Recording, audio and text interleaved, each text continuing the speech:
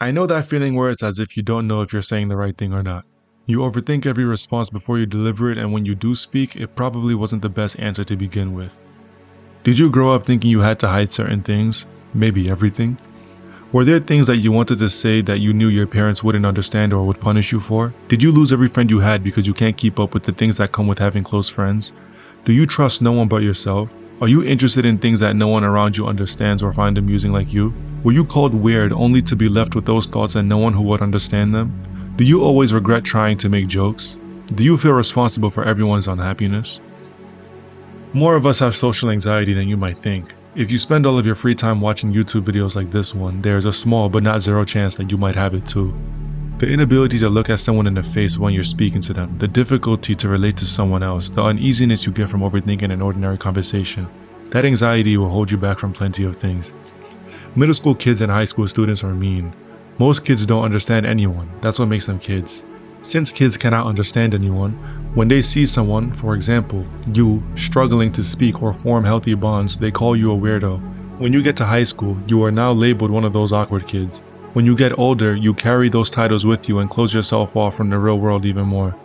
Where does it begin though?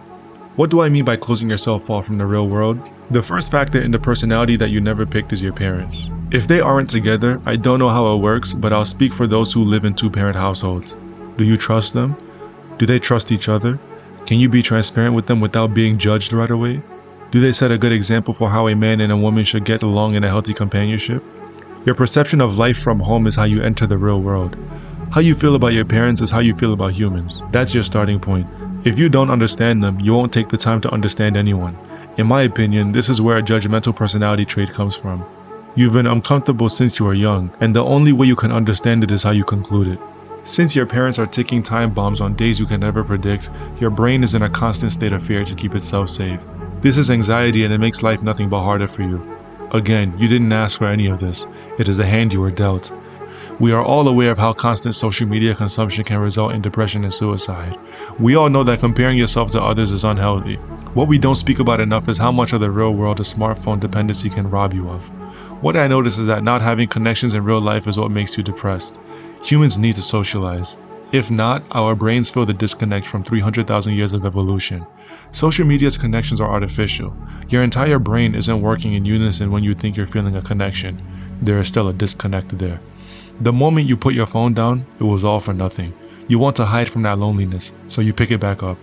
All of those things compounded with the constant exposure to rambunctious lifestyles that you aren't living only makes the pain worse.